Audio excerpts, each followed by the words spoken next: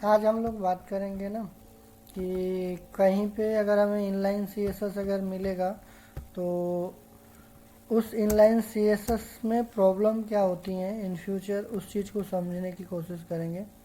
क्योंकि हमारे पास प्रायोरिटी तो सबसे ज़्यादा होती है इनलाइन की। प्रायोरिटी का मतलब अगर हमने इनलाइन लिख दिया तो इंटरनल वाले सीएसएस काम करना बंद कर देगी। सिर्फ वो पर्टिकुलर सी प्रॉपर्टी जो हमने इनलाइन लिखा होगा। ऐसा नहीं कि सारी सीएसएस काम करनी बंद कर देंगी, केवल वही सीएसएस जो हमने इनलाइन करके रखा है वो पर्टिकुलर सीएसएस इनलाइन या एक्सटर्नल वाले में अगर वो प्रॉपर्टी यूज की गई है तो वो काम करने की बजाय इनलाइन सीएसएस काम करेगी। बट ये कभी कभी हमारे लिए इनलाइन सीएसएस थोड़ी सी प्रॉब्लम क्रिएट करता है। वो क्या प्रॉब्लम क्रिएट करता है उसी को समझने की कोशिश करेंगे। टेबल टैग के थ्रू हम लोग चेस बोर्ड को डिज़ाइन करने की कोशिश करेंगे और उसको भी एनालाइज करेंगे कि इनलाइन सीएसएस में क्या इश्यूज आते हैं। यहाँ पे देखिए हमने ये इंटरनल सीएसएस लिखा था, इसको हमने कमेंट कर रखा है, इसका अभी कोई यूज नहीं है। तो फिलहाल के लिए अगर हम देखें तो हमारे पास यहाँ पे एक टेबल टैग यूज किया गया है। एक टेबल टैग में कुल 8 रो यूज किए गए हैं और हर रो में 8 कॉलम यूज किया गया है। इसको अगर हम यहाँ पे देखें तो कुछ इस तरीके की डिज़ाइन आ रही है हमारे पास। और इसमें अगर हमें इसको समझने की कोशिश करें तो एक रो छोड़ करके हमने एक कॉलम छोड़ के दूसरे कॉलम्स में हमने क्या किया है, इनलाइन सीएसएस यूज किया है। तो यहाँ पे हमने लाइट ब्लू यूज किया है। तो यहाँ पे हमने एक यूज किया है, फिर अगला स्किप है, तो फिर से यहाँ पे कंटिन्यू रहेगा, यहाँ से कंटिन्यू रहेगा। मीन्स यहाँ पे फिर से हम स्टाइल लगाएंगे और इसका सेम यही लाइट ब्लू कलर देंगे। इसमें अगर हम देखें तो यहाँ पे हमने फर्स्ट वाले में यूज किया है, सेकंड स्किप है, फिर नेक्स्ट में यूज किया है, अगेन स्किप है, फिर से नेक्स्ट में इनलाइन सीएसएस, स्किप, नेक्स्ट में यूज किया इनलाइन सीएसएस। इसको ज़रा यहाँ से देखें तो इसको फिर से रन कराएंगे तो आपको सेकंड रो में हमारा देखिए अगर हम यहाँ से स्टार्ट करेंगे तो ये सेम हो जाएगा, जबकि हमारा ये वाला यहाँ पे आना चाहिए था। मीन्स एक छोड़ के आना चाहिए। तो ऐसा नहीं है कि हमने शुरुआत यहाँ पे फर्स्ट में किया है तो इसमें भी शुरुआत हमारा फर्स्ट में होगा, ऐसा कोई ज़रूरी नहीं है। इसको हम यहाँ से एक गैप कराएंगे। देन उसके बाद इसमें स्टार्टिंग फर्स्ट से किया है बट इसमें स्टार्टिंग सेकंड से होनी चाहिए। फिर से वही सेम चीज़ होगी, अल्टरनेट, एक छोड़ के दूसरे में रहेगा, फिर से एक छोड़ के दूसरे में रहेगा। इसमें शुरुआत हमने फर्स्ट से किया है, इसमें शुरुआत हमारी सेकंड से होगी। ऐसे फिर अगेन यहाँ पे इसको अगर हम सेव करके अभी देखेंगे तो अब देखिए हमारा एक छोड़ के एक चल रहा है। अब हम इसको कॉपी पेस्ट करना चाहेंगे तो ये तो या तो फिर हम क्या करें, सेम स्टेप को रिपीट करें जो स्टेप हमने यहाँ पे किया था। जो फर्स्ट वाले रो में किया है वो थर्ड वाले रो में हमें करना पड़ेगा, क्योंकि फर्स्ट वाले रो में पहले कॉलम में हमने इनलाइन सीएसएस लगाया था, बट सेकंड वाले रो में सेकंड वाले कॉलम से हमने सीएसएस लगाना शुरू किया था। तो थर्ड वाले रो में पहले से होगा बट अल्टरनेट रहेगा, एक छोड़ के एक रहेगा। और ऐसे ही हमारे पास सेकंड का थर्ड रो जैसे ही कंप्लीट होगा, अब फोर्थ वाला जो हमारा रो होगा वो इसके अकॉर्डिंग रहेगा, सेकंड रो के अकॉर्डिंग। मीन्स एक पहले छोड़ करके फिर दूसरे से स्टार्ट होगा। तो कुल मिलाकर के यहाँ पे हमारे पास जो फोर्थ वाली रो होगी तो वो हमारा फर्स्ट वाला छोड़ के सेकंड से होगा। तो आपको इसमें देखने को मिलेगा कि जो फर्स्ट वाली रो है और थर्ड वाली रो है उसका पैटर्न सेम मिलेगा। और सेकंड वाली और फोर्थ वाली रो का पैटर्न सेम मिलेगा। तो यहाँ पे आप देखिए फर्स्ट वाली रो ये हमारी हो गई, इसका पैटर्न और इस वाले का पैटर्न सेम मिलेगा, फर्स्ट और थर्ड वाले का। सेकंड और फोर्थ वाले का सेम पैटर्न मिलेगा। तो इवन वाला जो हमारा रो है, इवन का मतलब है 2 4 6 8, ये वाली रो का पैटर्न सेम है और ऑड वाले रो का पैटर्न सेम है। जैसे 1 हो गया, 3 हो गया, 5 हो गया। तो इसको अगर हम यहाँ पे या तो कॉपी पेस्ट करें या तो ये दो रो को हमें कॉपी कर लेना है और इसी को हम क्या करेंगे, पेस्ट करेंगे। हमने 4 में सुधार किया था तो हम चारों को कॉपी कर लेते हैं, 4 रो को, जिससे क्या होगा कि हमें एक बार और इसी का डुप्लीकेट बना देंगे तो 8 रो हो जाएगा। हमने 4 का किया था, 4 यहाँ पे नीचे दिया गया है, इसको मैं 4 को हटा करके उसी को पेस्ट कर लेता हूँ जो मैंने ऊपर कॉपी किया था। इसको सेव कर दिया, फिर से यहाँ पे जाके रन कराएंगे तो ये हमारा कुछ चेस बोर्ड ऐसा बन के आ जाएगा। इसको और छोटा करना है तो आप इसकी हाइट टेबल के थ्रू कंट्रोल कर सकते हैं।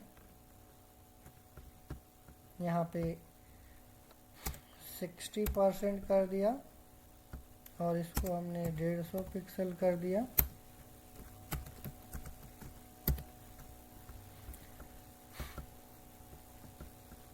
इसको थोड़ा सा और जूम किया गया था, इसको मैंने यहाँ से कर दिया कुछ इस तरीके से। अब ये हमारा 8 रो 8 कॉलम यहाँ से प्रॉपर दिखेगा। चेस बोर्ड के लिए कुछ इस तरीके से हम डिज़ाइन बनाएंगे इनलाइन सीएसएस। अब इसमें प्रॉब्लम इज़ दैट कि मान लीजिए अगर हमें इसमें कुछ ऐसी चीज़ें करना है जो अभी लाइट ब्लू हमें नहीं चाहिए, अब हम इसकी जगह पे हॉट पिंक करना चाहते हैं, तो आपके पास तरीका क्या होगा कि आप या तो फाइंड एंड रिप्लेस करो, कंट्रोल F कर दिया और यहाँ पे रिप्लेस पे गए, लाइट ब्लू की जगह पे हमने हॉट पिंक किया, कंट्रोल रिप्लेस, यहाँ पे हमें मिलेगा 1 by 1 करके रिप्लेस करें तो यहाँ पे देखिए लाइट ब्लू की जगह हॉट पिंक हो जाएगा। फिर से यहाँ पे रिप्लेस करें और रिप्लेस ऑल कर दिया तो ये सब जगह कर देगा। तो ऐसे पे अगर और कहीं पे भी अगर हमने लाइट ब्लू का इस्तेमाल किया होता तो वहाँ पे भी हो जाता, या फिर आप मैन्युअली 1 by 1 करके उसको रिप्लेस करना पड़ेगा। और जो 1 by 1 करेंगे वो थोड़ा सा हमारे लिए क्या हो जाएगा, चैलेंजिंग हो जाएगा। इस चीज़ से बचने के लिए हम यहाँ पे इसको क्लास बनाते हैं। क्या बनाएंगे, क्लास बनाएंगे। इसमें एक तो हमारे पास यहाँ पे हमने क्या कर दिया, एक क्लास बना देते हैं। इसको मैं मिनिमाइज कर देता हूँ यहाँ से। क्लास में हमने सेट बीजी कलर और बैकग्राउंड कलर हमने क्या दिया था,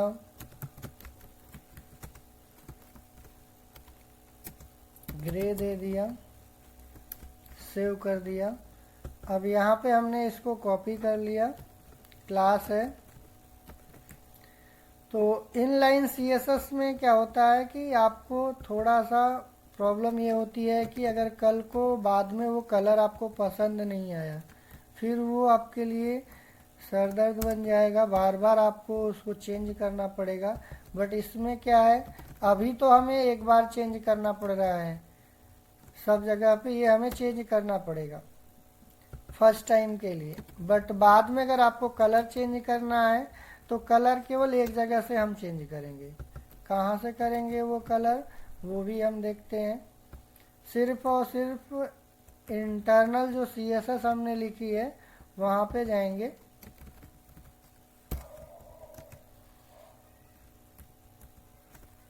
इंटरनल सीएसएस जहाँ पे लिखा गया है वहाँ पे हम जाएंगे उसमें कलर का नाम केवल चेंज कर देंगे। यहाँ पे हमें बार बार कलर का नेम चेंज नहीं करना पड़ेगा। यहाँ पे क्लास तो हमें लगानी पड़ेगी सब जगह, बाद के लिए हमारे पास कोई दिक्कत नहीं होगी।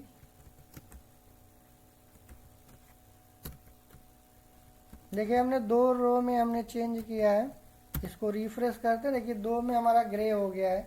अब इस 2 रो का अगर हम जब चाहेंगे तब कलर चेंज कर सकते हैं। जैसे अगर हमें इन 2 रो का कलर हमें ब्लू करना है तो ग्रे की जगह पे हम एक जगह से यहाँ से क्या करेंगे, इसको ब्लू कर देंगे।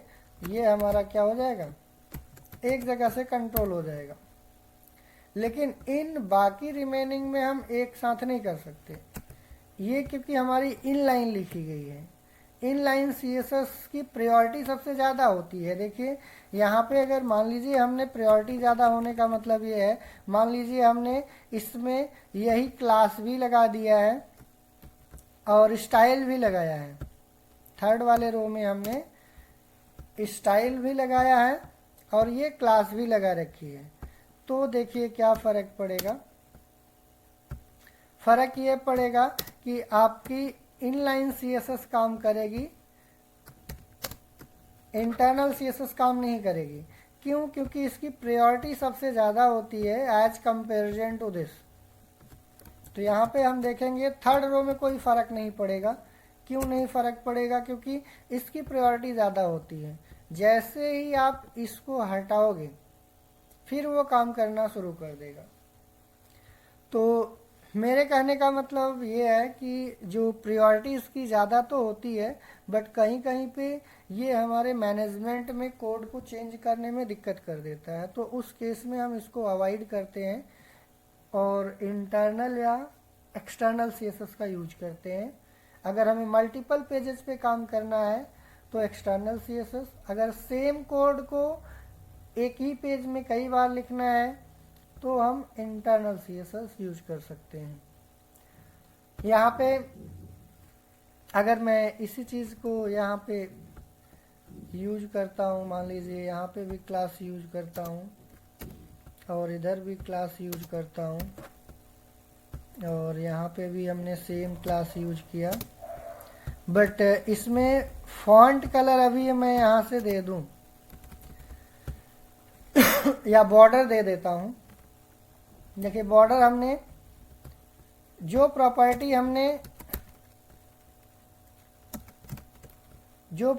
हमारी मैच करेगी वो काम नहीं करेगा इनलाइन में। जैसे हमने बॉर्डर 1 पिक्सल डॉटेड दे दिया,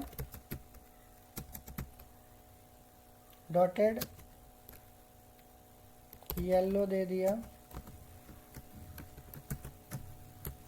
देखिए अब देखिए ये थर्ड और फोर्थ पे काम कर रहे हैं, थर्ड और फोर्थ पे काम कर रहा है, लेकिन वो वाली प्रॉपर्टी काम कर रहा है जो प्रॉपर्टी हमने थर्ड और फोर्थ में इन लाइन के तौर पे नहीं लिखा है।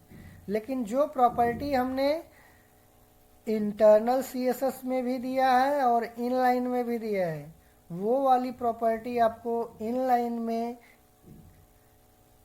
इनलाइन वाले में जो प्रॉपर्टी लिख रखी है वही काम करेगा, इंटरनल वाले का काम नहीं करेगा। जैसे बैकग्राउंड कलर हमने यहाँ इंटरनल में भी दिया है और इनलाइन में भी दिया है, तो ये ब्लू वाले को अवॉइड कर दे रहा है और हॉट पिंक को कंटिन्यू कर रहा है। क्यों?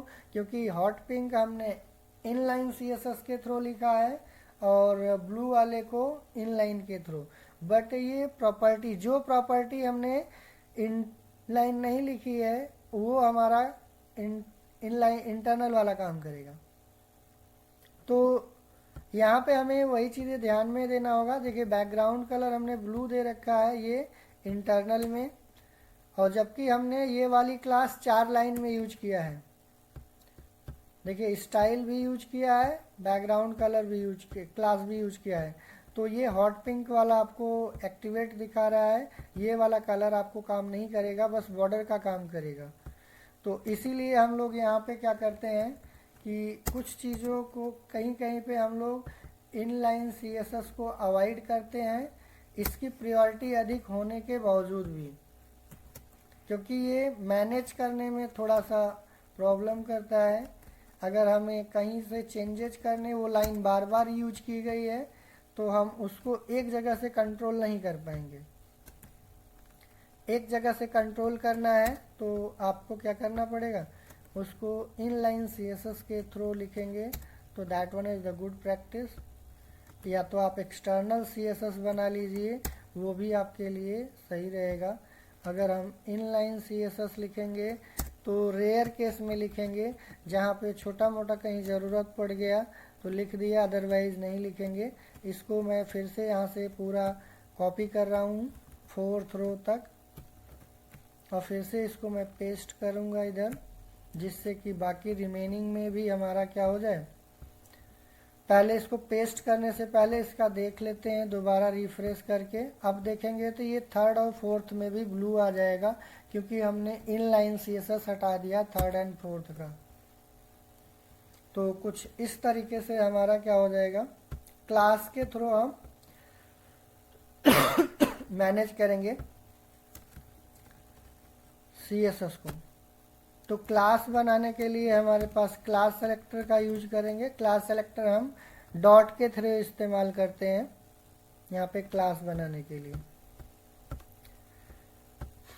दूसरे, जैसे यहाँ पे एक बैकग्राउंड कलर हमने दिया है, ऐसे अगर हमने दूसरी, जैसे एक में हमने तो कलर दे रखा है ब्लू का, बट एक वाइट है, वाइट वाले को हम दूसरे कलर से देना चाहते हैं, वाइट नहीं रखना चाहते हैं, ब्लैक रखना चाहते हैं।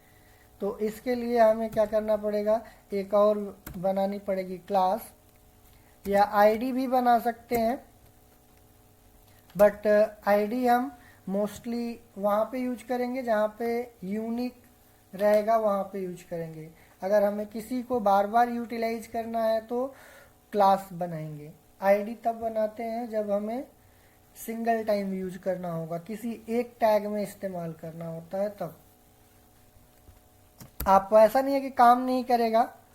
सेट बीजी कलर टू काम करेगा। अगर हमने यहाँ से कंट्रोल सी कंट्रोल वी और इसको हमने ब्लू की जगह पे हमने ब्लैक दे दिया, और यहाँ पे डॉटेड की जगह पे डैश दे दिया, इसको सेव किया, और इस क्लास को अगर हमें यहाँ पे देखिए, ये आईडी है, क्यों, क्योंकि इसने हमने हैश लगाया है। आईडी इक्वल टू कुछ इस तरीके से हम बनाएंगे, ये आईडी है, और फिर से यहाँ पे हमें id इज इक्वल टू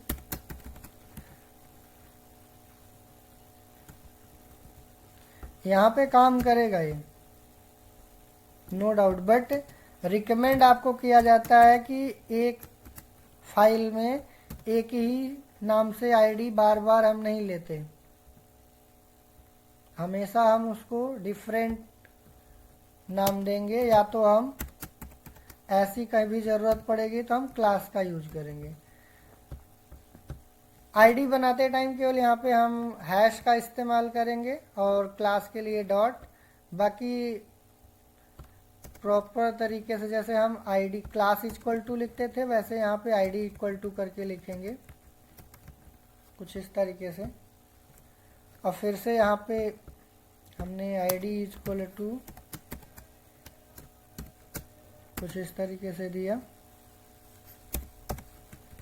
और फिर से यहाँ पे id इज इक्वल टू यहाँ पे ऐसे दिया, id इज इक्वल टू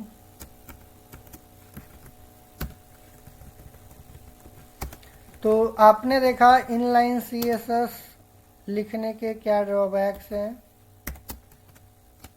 और आईडी या क्लास बना करके अगर हम यूज करते हैं तो उसके क्या बेनिफिट्स हैं।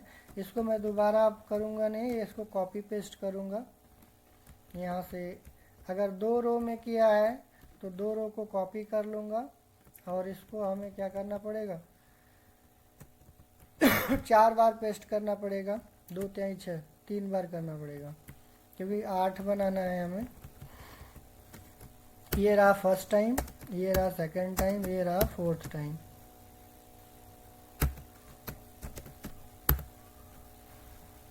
तो ये हमारा एक जगह से भी ब्लैक हमें अच्छा नहीं लग रहा है, तो इसको हम लाइट ब्लू जो दिया है, एक को हम यहाँ से लाइट ब्लू दे देते हैं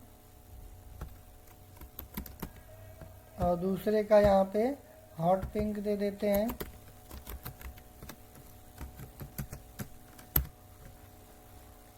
कुछ इस तरीके से हमने, ऐसा नहीं है कि आपका क्लास एक जगह पे यूज किया गया है या आईडी एक जगह पे यूज किया गया है। क्लास भी मल्टीपल प्लेसेस पे यूज कर सकते हो, आईडी भी मल्टीपल प्लेसेस पे यूज कर सकते हो। बट आगे हम लोग देखेंगे इन दोनों में डिफरेंसेस होते हैं, डिफरेंसेस किस तरीके से होता है वो भी हम लोग समझेंगे। यहाँ पे क्लासेस में क्या होता है, जैसे मान लीजिए हमारे पास दो क्लासेस बनाई गई हैं। एक ये क्लास है, मान लेते हैं बैकग्राउंड कलर के लिए हमने अलग बनाया है और बॉर्डर देने के लिए अलग किया है, कंट्रोल एक्स। और यहाँ पे एक C2 क्लास हमने बना दिया,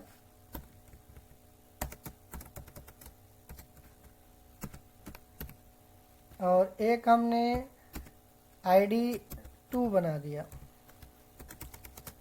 इसमें भी हमने बॉर्डर जो है अलग कर दिया। सेम कोड मैंने कॉपी पेस्ट किया है। अब यहाँ पे देखिए हमारे पास जो क्लास होती है वो ये कहती है कि आप मल्टीपल क्लास यूज कर सकते हैं। जैसे हमने यहाँ पे C2 कर दिया और यहाँ पे हमने ID2 कर दिया, तो ये काम नहीं करेगा बट क्लास काम करेगा। C2 कर दिया, काम करेगा, लेकिन ID2 करोगे नहीं काम करेगा। मल्टीपल, एक ही टैग को मल्टीपल क्लास दे सकते हो बट मल्टीपल आईडी असाइन नहीं कर सकते। या तो ये वाली आईडी रहेगी या तो ये वाली आईडी, दो आईडी हम असाइन नहीं कर सकते, बट क्लास मल्टीपल असाइन कर सकते हो, दो या दो से अधिक। आईडी और क्लास में मेजर डिफरेंस यही है कि एक तो हैश और उसका होता है। देखिए यहाँ पे जिसमें जिसमें हमने क्लास और आईडी दोनों इस्तेमाल किया है उसमें काम करेगा और रिमेनिंग में काम नहीं करेगा। देख रहे हैं यहाँ पे न तो बैकग्राउंड कलर काम कर रहा है न तो आपका बॉर्डर काम कर रहा है। फर्स्ट वाले रो में हमने चेंजेस किया है, ये फर्स्ट रो है। फर्स्ट रो में हमने बैकग्राउंड कलर और बॉर्डर दोनों हमने क्लास के थ्रू किया है फर्स्ट वाले कॉलम में, तो ये हमारा काम करेगा फर्स्ट वाले कॉलम में। बट सेकंड वाले कॉलम में हमने आईडी इस्तेमाल किया है जिसमें एक सेट बीजी कलर 2 और ID2 है, ये काम नहीं करेगा।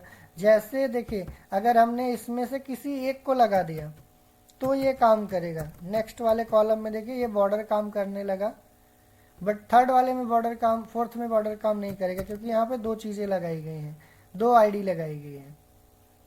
इसमें से अगर मान लीजिए हमने फर्स्ट वाली आईडी को अगर हम हटा देते हैं और केवल और केवल इसको यूज करते हैं तो ये बैकग्राउंड कलर आपका काम करेगा। देखिए इसमें से अगर मान लीजिए फिर से मैंने यहाँ से क्या किया, ID2 इस्तेमाल करते हैं,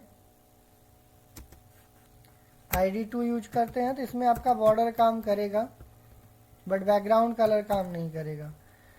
तो ऐसे ही आपका सेम है कि अगर आप दो आईडी एक साथ किसी टैग में असाइन कर देंगे तो वो काम करना बंद कर देगा, और बट क्लासेस में मल्टीपल क्लासेस आप असाइन करोगे तो काम करेगा।